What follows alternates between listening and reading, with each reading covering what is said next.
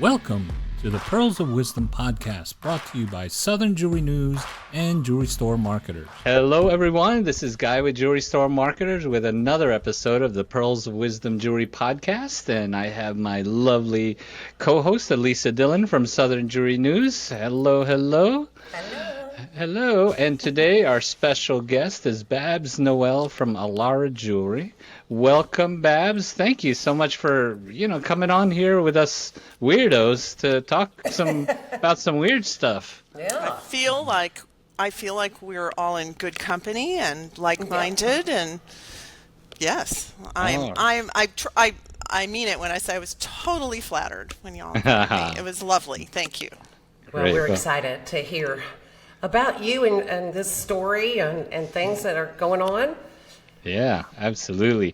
And congratulations, your store turned 20 years old last year or 2 years ago? Yeah, in July. Mm-hmm. In July. It Congratulations. did. Thank you. And that's quite a milestone, as Paul Howell writes in the article. You made it past the 5 and 10 year mark. Now you're at the 20-year mark.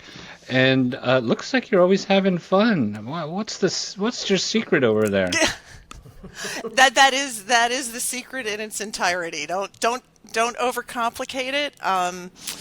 Anything worth doing is worth doing well and worth doing while you have a smile on your face. So perfect. Yeah, and that truly is kind of like how our spirit of service is at the store. So please, to any staff member, I'm like, be yourself. Obviously there's parameters to this, but hopefully I'm not hiring people who don't have the appropriate amount of judgment. But by all means, have a good time. I want you to show up again tomorrow. I want you to make it through the tough times with me, and then, we're always doing something. We're always doing some kind of event or celebration. I also take the staff on big trips. Every third year, I take the whole staff to Mexico. Wow. That may or may not be because I want to be here. That's That where I sounds am like now. really a great excursion that companies would take you on a vacation. Yeah. Yeah. Hint, hint. I love it. Right. Hint, Yeah. New Smith. Yeah, so you've done so many things throughout the 20 years. You mentioned a few things. Why do people love you so much? We just started talking with you, and we love you already. But what did you do that it makes people love you so much, and they'd line up outside your store, Well, I would like to depersonalize it and say it's not me. Obviously the concept of the store, I'm the founder, so the concept of the store originally, sprung from my own original thought. Mm-hmm. But the truth is, after, 40 years in retail, I might not be quite as patient as I once was. And I have an absolutely amazing, I made her a partner, in fact, a number of years ago, general manager, who really does have that very kind, sweet, coming straight from the heart spirit of service that that brings out that aspect definitely in other staff members that work with her. But I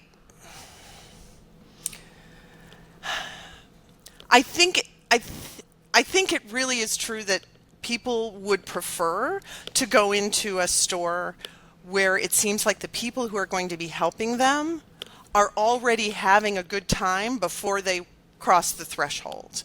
Right. And that they'll also see that those people that are helping them, that there isn't some kind of strange shift in the presentation of their personality as they start to help the customers. So I don't know, I guess authenticity is probably the best word to kind of capture that, but I'd rather have both my customers and the designers who I represent and the staff all come from a place of authenticity. It makes all the other conversations far easier. I'm a little on the blunt side, and there are people who love that, but I am totally self-aware enough to know that it definitely rubs some people the wrong way.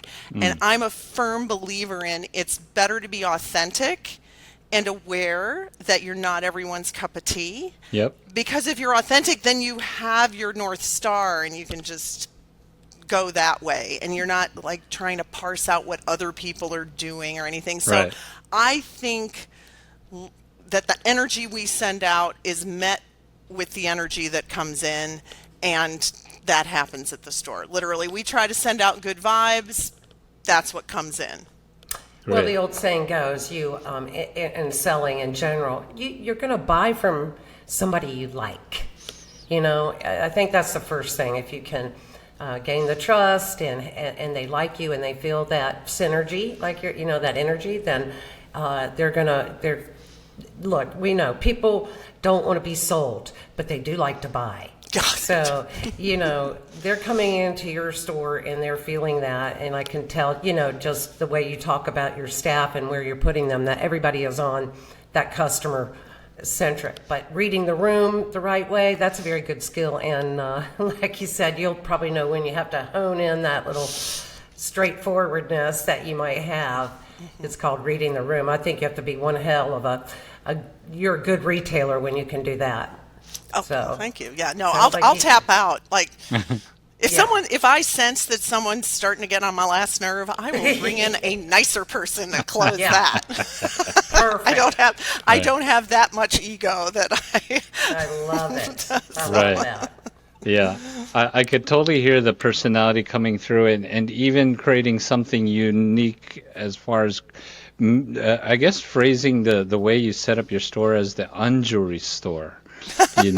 Right? That's and maybe that's something that you told Paul about when he was writing the article. But I totally get it, and I was reading through your website, and there's so much character and personality that so many jewelers miss. They try to be just like everyone, show the beautiful engagement couple, show we're experts at diamonds, and you show your true personality throughout every aspect of and it's great because you could feel it. Even the way I'm looking at some pictures of your store is beautiful. It's very artistic, lots of things, and so I feel like a lot of people miss that. They think I got to be this way, and you've just been Babs, and that works. Yeah. If somebody else tried to be Babs, it could be an unmitigated disaster. And definitely, and I have my moments. And definitely, I feel like a lot of people think that emulating or imitating somebody else will bring you the success that you perceive they're Right. having. But assuming what those people are doing is coming from their true self, odds are you're not going to quite be able to hit that exactly right. Right. And so I say, it isn't my directive to people to say, be weird. But if you are weird, go ahead and embrace that and do it your way. I've always done it my way. And not to say I do my way or the highway, just like the store is my creation, and any initiatives we take on are coming from a place inside me that is true. So Yeah, and it's great. I mean, I love all the little nuances. Like at the very top of your website it says "Yay us." 20, I love that. 20 years in business, yay us. And I think not enough people have the courage to be themselves. They feel like I gotta be this way. And I think you are really showing a great example to people. You be yourself and have a great time, have a great business, have a loyal following, and be around for 20 years and still love it. yes, absolutely. Yep. So Yep. congratulations. You know what? I got to drink to that one. Hey. Okay, cheers. Cheers. Oh yeah, cheers. what's going on, Elisa? What do we got Red there? Anything? Solo Cup. Oh, sweet. All right. Oh, Well, we man. definitely have a triumvirate here that's a little different, don't we? Whee! Love it. Yay us. Okay. Oh, yeah, yeah. Fantastic. And what are the kind of events that you do that people love so much? I see lines around the corner and I know, whatnot. I know. So Yeah. the birthday was a special thing, and I can't even really take credit for the concept of making it a big deal. So that was Chantel, my general manager, now partner. She's like, we need to do something big. We need to do something big, and frankly, I was like, great. Do I have to plan it? Like, Exactly. how much work do I have to do? And this was 100% her idea. She goes, I want to do something big, like do a $20,000 jewelry giveaway and get people really involved and, make it. And I'm like, okay, yeah, okay. And I said, well, I won't be here for it because every Tuesday through Thursday in the summer, I go camping. And our birthday, I believe, fell on one of those days. I'm like, well, I won't be here, so you'll have a good time. So she put her foot down, and she and my marketing manager like corralled me, and we had this huge powwow together over 4 days. We went off-site, actually out of town, and met up and just banged out all the details of this thing. And we wanted to get as many people in the community involved, even people who were unfamiliar with us. And so we attacked it big and hard. And once I bought in, because the good ideas were just flowing, and I'm like, this is great. Like, we did golden tickets, and we did, so there were different ways to earn golden tickets. There were, different ways for people to get a goodie bag. And each bag had 2 pieces of jewelry in it, and lots of other little goodies and stuff. And the bag itself was a really nice bag, if I say so myself. And as I kept adding jewelry to the giveaway, I was like, oh my God, I just blew past 20 grand without even blinking. And the number just kept getting bigger, and our ads started to look like we were lying because the number kept going up, but that was in real time. And we eventually hit 62,000 something dollars worth of jewelry. And that was the main thing. It was really all about sending something out. And we do, day after day philanthropy. So we decided not to go for a philanthropy angle on this because it's just that much more to keep track of. It was strictly, really bringing joy and, to the community. And then as a side thing, totally as a side thing, we did a type of sale. Not really. You were paying full price, but you were awarded in-store bucks to use, like over Black Friday, Cyber Monday, but the money is already invested with us. So guess where you're coming for your next jewelry purchase, right? So we did that, and we did include it in our promotional stuff, but it was, much more of a footnote than the main headline. And I cannot believe how much jewelry we sold. Really? Wow. It was totally, that was not the point of the event. It as designed, and people were just so lovely. Everyone knows champagne is my drink of choice. I had more people bringing me champagne. It was people that had been there since the beginning. There were definitely a couple times I cried. I mean, people were showing me their rings that I made 15 years ago and hadn't seen a cleaning since. Dang it. And so it was probably the most instant karmified thing that I could have seen happen in the retail world, where I'm like, no, really, this is about us giving to you. And I am telling you, we were understaffed. Wow. Because I honestly was not expecting that. It was pretty crazy. That's what a community is all about. Yeah. I mean, what a testimony to your neighborhood and your being a local business, all that creativeness and hard work that you've done. I mean, I think, yeah, your community loves you. Yay. It's a wonderful, it's a wonderful feeling, because Yeah. in this industry, we're not dealing with anything anybody needs to survive. It is strictly, I mean, granted, as luxury items go, like an engagement ring is the one thing people believe they must have. Like it is a must, right? It's whereas maybe the only thing in tech that's like that is a cell phone. You must have one, and to have people respond that in such a heartfelt, outpouring kind of way was very humbling and ultimately very satisfying. A really nice way to celebrate a 20th anniversary of a business, for sure. Could you give a tip to the listeners and audience and retailers out there I know there's not a magic potion. Like you said, you're a little gobsmacked. You had everybody, but what's the one thing that you felt like really made the difference in this promotion? Yes, your community knew you, your local. Yeah. That number one would be get to know your neighbors.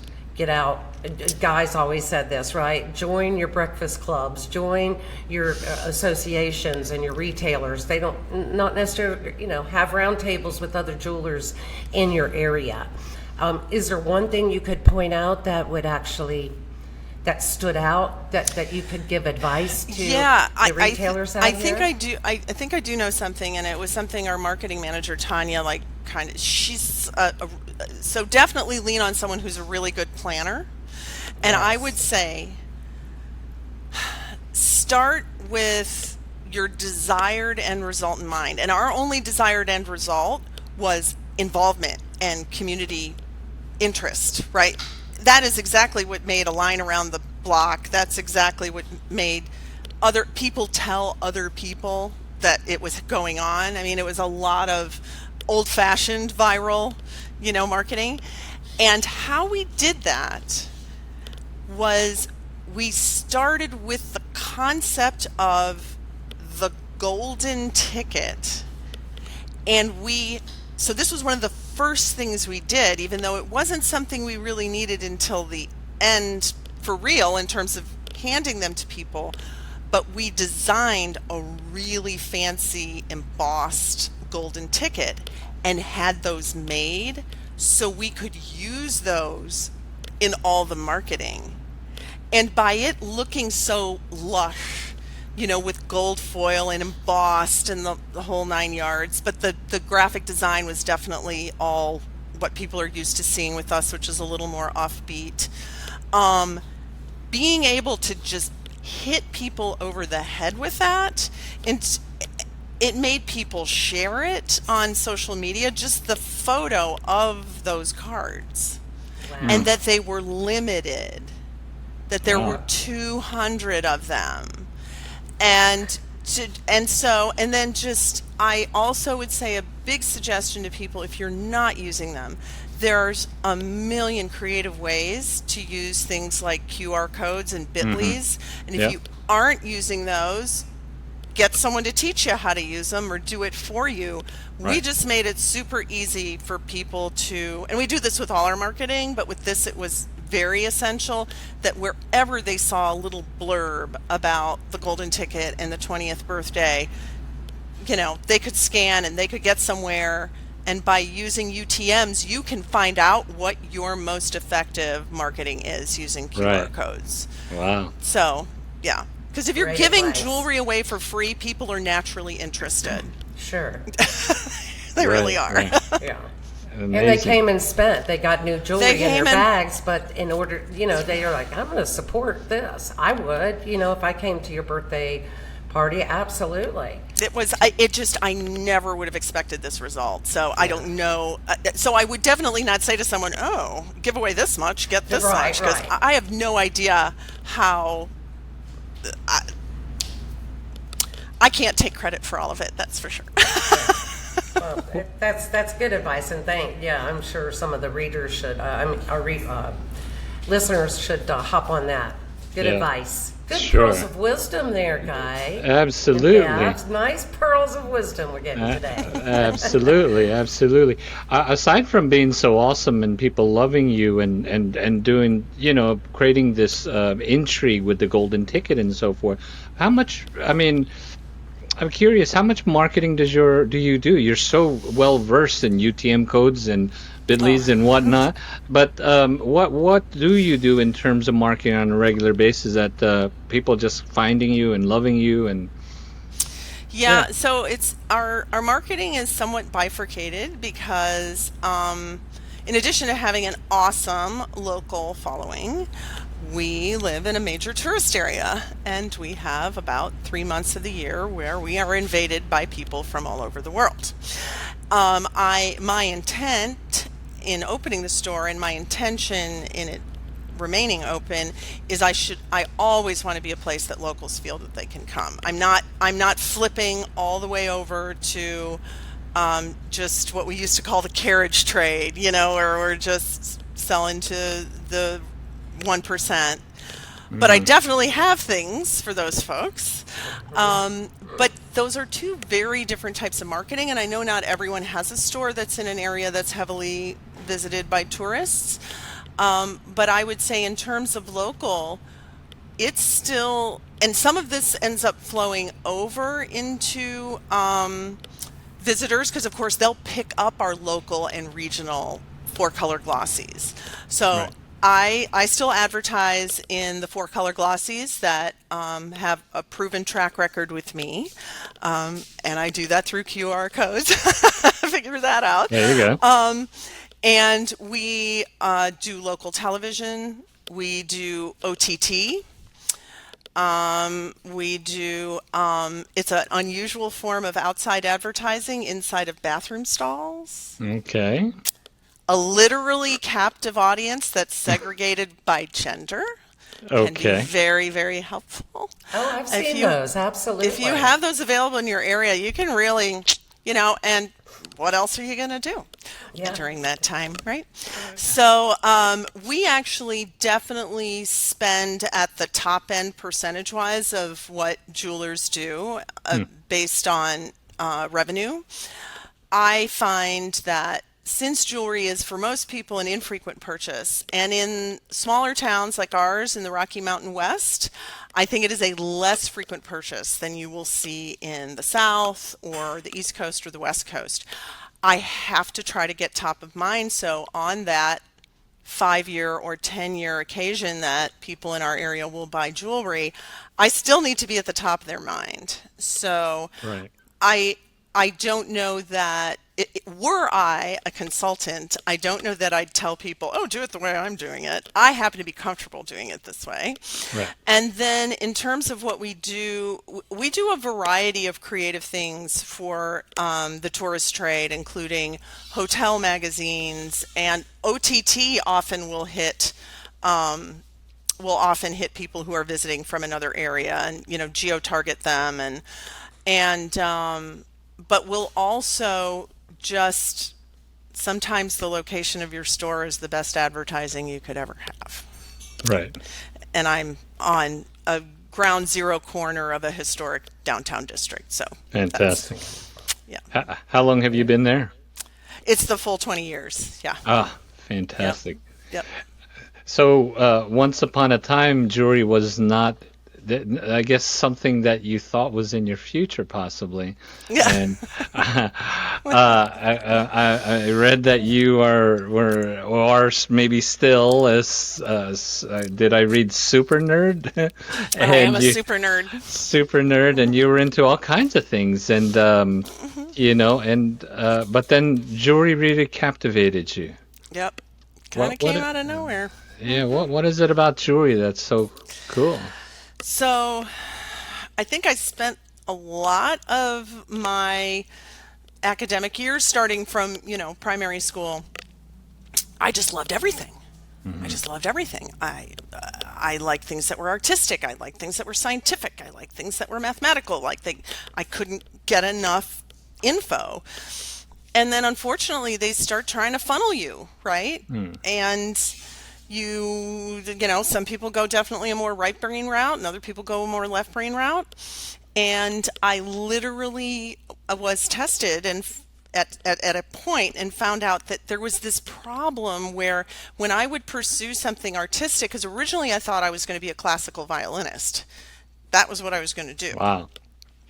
And I found out in the process of my final audition that I basically don't have what it takes to be a classical violinist. I might have whatever, God-given talent plays into it, but I do not have the heart to spend that number of hours practicing technique drills that you really must do to be a classical violinist. And so I pivoted completely the other way to science, which I always had an interest in. I just hadn't really considered that as my future. And so by the time I went to college, what I was signed up to get a degree for was biochemical engineering, and I did eventually finish that degree. But between my junior and senior years at Rice, I was completely burnt out. It was just too much because I'd added 2 degrees. This is all of my own making, self-admitted. And I went to my academic advisor and I said, I really want to drop this biochemical engineering degree because the job I had lined up with an oil company was now gone because oil in the mid-'80s just went pew, and that's where my job was going to be. And he told me I really needed to finish the degree and I would never regret it. And he gave me, I got a 1-year sabbatical. And it was during that year that I met the wrong person at the right time who introduced me kind of to the jewelry business. And so I started a business during that year. And when I went back to school, I hired someone to man it. Wow. It was completely serendipitous. I cannot take any credit for that actual moment. Yep. That was just pure luck. Yeah. Wow. And what's great about jewelry business is it's half left brain and half right brain, which is what I was tested at. Perfect. Yes, I totally believe in things happen for a reason.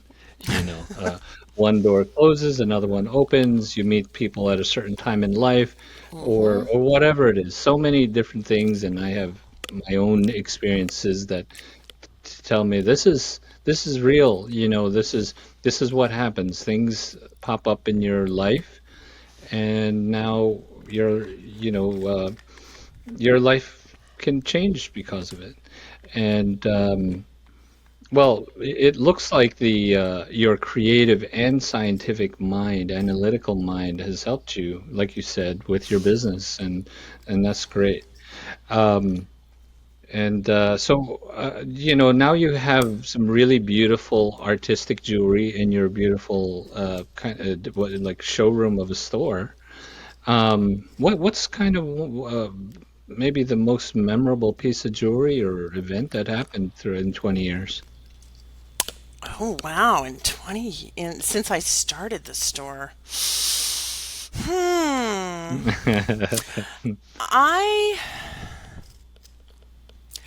I think it was a pretty big deal for me. Like now it's not something I can really speak to because it's not really a line that I heavily promote anymore. But there is a line out of Spain called Mas Riera, and it is they were masters of Art Nouveau in the Art Nouveau era. It's just they're not a name that we recognize like Lalique or right. But they were the only ones that had the forethought to make metal molds instead of rubber ones. So you can buy the original designs made off the original mold. So it's not even considered reproduction work because Right. it's off the original. Right. And I really wanted to incorporate some Montana Yogo sapphires into, they don't sell a lot of pieces without a center. They, at the time that I was working with them on this, there were, I think, 12 styles that were basically a semi-mount. So all of that plique-jour enameling, everything else was done, but it's just sitting there waiting for a very specifically sized stone. And I was talking to one of the actual Masriera family members, and I said, and I have these stones, and I said, that's what I would like to set in them. Are you okay with that? And da da da da da. And to have like a conversation with someone that comes from this, long, long line. I want to stay, we're going back to the 1800s with this family, wow. and that he held me in high enough regard to, because I know with a lot of the European designers, they get really funky about, we don't want to see your stupid American stuff. And I get it. But I do get a little bit of cred since I went to school in Germany for All design. right. That gets me a little bit of credibility, right? A little bit of, yeah. And so I encouraged him. I said, here's some places where you can read about it. And I would love if this would be okay, because they were really only accepting diamonds. Mm-hmm. And to get this lovely handwritten note from overseas telling me that it would be their honor and they cannot wait to receive the stones. And so something like that, where, that kind of community is forming, because a lot of the stuff we do with the designers we carry, we end up doing collaborative work with our own stones, with Montana sapphires and Yogo sapphires, which are now getting a lot more attention than they were at the time I was doing this. That I'm getting to kind of promote this homegrown gemstone is a lot of fun. And at the end of the day, we all have things that we do have in common just because we are in the jewelry business. And so I would say that was a pretty exciting moment for me, I would say. Fantastic. That Yeah. sounds very cool. It looks like you conquered it all. So what's next? You're done. You're done. Just go sit out, bottle of champagne on the beach or at the campsite, and you just let all the success and all the happy, good feelings come your way. What's in store for you? What's in store?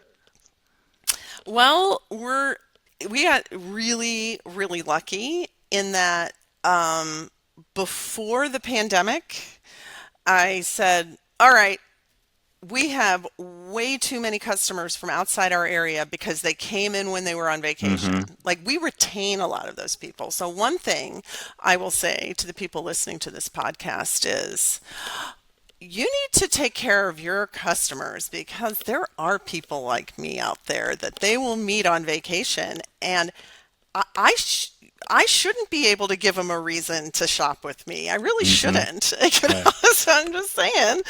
And so we'll end up doing all these long distance custom projects. We do a lot of stuff online with people. Don't let us steal your customers. Don't let us do that. The upshot of that was, I want more organization with appointments. I want us to sell more online. And so we redid our website, and it just so happened to be ready to launch in April of 2020. Wow, there you go. And again, you can never undervalue luck, because I didn't know the pandemic was coming. Yeah. It's just my timing was really great. And a lot of our efforts have gone into our website and into online marketing. And yes, it's hard. And I will tell your listeners this, you will spend money that won't see immediate results. But there is a day where it breaks through. And that happened for us this past year. Our website just went, meow. That's great. And that can only come also from the money spent earlier. Right. I know some people would give up. Online presence doesn't build any faster than a brick and mortar. I'm quite certain it builds slower. unless you're selling something for $20. You know? Right, exactly. And but just like your store, you put a lot of effort into your website, not just tell somebody get a website up. Let me get my products there. Let me get, I just need it new and so forth. I could see lots of effort throughout your website. The wording, like we talked about, and the images are beautiful, and even down to the naming of everything. Right? You have a name. That's a lot of work. It's a lot of work. A lot of work, and it's work that people think sometimes it's not worth it. And you just told people how it really helped you out in what could have been a bad time. A lot of people were having bad, when pandemic rolled around, they're like, oh my gosh, what do we do? But you were ready. But you also put a lot of time and effort into it. So congratulations. Yeah, we didn't abandon it. Thank you. We didn't abandon it. We keep doubling down. Right.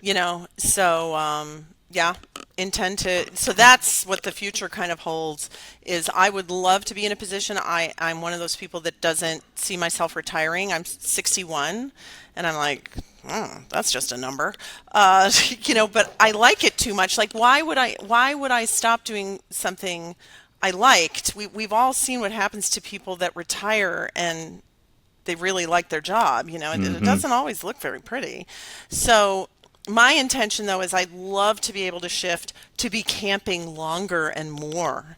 Instead of one really long camping trip a year, I'd love to go on 2. Instead of coming to Mexico twice, I'd love to go 4 times. And the more that our online presence generates profit, the more I can justify that, because I really can work from anywhere on that. Fantastic. Well, you have to get your inspiration somewhere too. So I think these camping trips, whatever, they should, this is part of the growth of your business. Plus, it gets you out there. I'm sure it is. Just the fact that, having a work life and knowing the two, and that's one of your goals. I love that. People, listen up, because you don't need to be, none of us need to be tied and married to our jobs. You have to find balance. And I love that. That's good. Good for you. And recognize that balance looks different for everyone. For everybody. You can you can judge it by, well, I don't know if you can judge it by the lines on your face, because then I'm in trouble. But but I think you can judge it by your just overall contentment. Right. That's it. Everyone aims for happy, but I think contentment might be better way to go. Right. Amazing. Such an insightful spirit. I think she is like, you are, Babs. You're just like, you're definitely the queen of pearls of wisdom that I've had on this podcast. That's my vote. You get my vote. Aw, that's super sweet. Thank you. Well, you have some great advice, and you're just a pleasure to talk to, and I'm sure your customers love you for that, and because you're authentic and you're real and you're talented. So let's talk about the jewelry and the talent it takes to give a pretty ring to someone. So thanks for being such a queen and a ringleader. Thanks. In the jewelry industry. Absolutely. Women-owned and like that, 20 years. That's just such a milestone, and congratulations to you on that. Retail's hard. It is hard, and I think people need to recognize that it's not for everyone, and that means when you hire not necessarily a young person, but a new person to the industry, you need to be ready as an owner or a manager to say, wow, I think this is taking more on a toll on this person than they're getting anything, because people who like retail really like retail, and I do see people, and I sometimes see this in like generational stores where it's like, well, I grew up in the store, so I know the business. But do you love it? Exactly. Do you love it? Maybe you would like to do IT. I don't know, but please go where you love it. Exactly. Yeah. Exactly. And when you could, I think everybody listening, and if you're watching this on YouTube or with a video, and you could see Babs and how much passion is coming from Babs, um, be warned, if your customers go visit her area to vacation in her area, she might steal your customers. You don't want that, because Babs and her team take care of their customers, and they love them. Don't you gotta make sure your customers don't go into her store, or else you lose them. And I think that's an amazing story. I think every jewelry store should, every business owner, not just jewelry store, right, should take care of their customers just like Babs does. Takes care of them so well that they'll hop through hoops to buy from Babs, from around the world. They love you. And yeah, that, like Elisa just said, now we are crowning you the queen of the Pearls of Wisdom podcast, because not only are you such an inspiration, an incredible personality, and a lot of fun to talk to, but you have so many value bombs that you just bestowing upon us, your royalty. Yay! So anyone listening, make sure you check out alarajewelry.com. Check out all their social media. Give them lots of love. Like them. Feel free to shop and say we love you. But we are instant fans already, and we knew, just reading the story, I'm like, I know this is going to be lots of fun, and it has been. So thank you for joining us here. It was a real pleasure. It was our pleasure. Well, thank you. It was my pleasure too, and also I always have an open door on mentoring.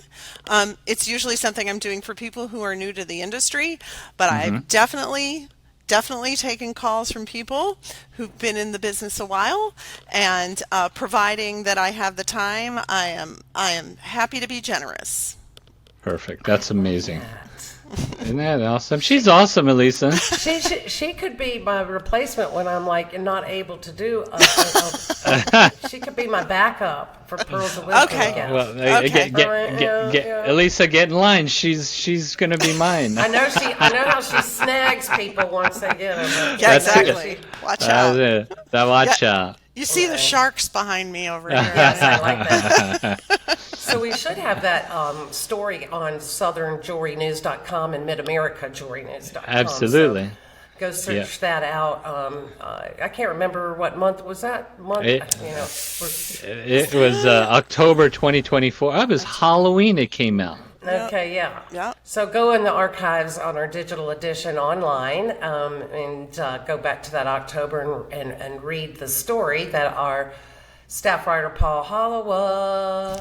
Hi, Paul. Paul's awesome. Paul's awesome. Yes, I've known he him is. a long time. He's Yeah, awesome. hey now. Yeah. So good. make sure you give Southern Jewelry News some love. Give Babs and Alara Jewelry some love. I'm Guy with Jewelry Store Marketers, and thank you And so I'm much going to for give coming. come. Y'all some love. Ooh. Oh, okay. We can toast to that. Cheers. Red Cheers. Solo Cup. Wait. How come your cup was a little low? Now it filled up I fast. think she's My very smart. my best friend is with me on vacation, and she keeps filling it behind the scenes. Nice. We all need a Babs and a best friend just like that. Well, Babs, we both like the same. I like the same. I drink a lot of. That's my drink of choice too, normally. So yeah, I'd love to cheer for you if you go to Vegas. Maybe we'll see you out in Vegas. I don't know if you do any trade shows. I but do Guy tons of and trade I'll shows. be I'm around. not doing Vegas this year. I am doing the New York Okay. shows. So You go, I'll see you in good. future. How's that Yes, sound? indeed. Okay. Thanks a lot. All Cheers right. to ya. Cheers, Babs. Thanks, Cheers. everyone. Thank you. Thank you. Catch you on the next episode. Thank you. Thanks for listening to the Pearls of Wisdom Jewelry Podcast. For more information about the show, please visit southernjewelrynews.com/podcast, brought to you by Southern Jewelry News and Jewelry Store Marketers. Make sure to subscribe on your favorite podcast platform so you can catch the next show. See you then.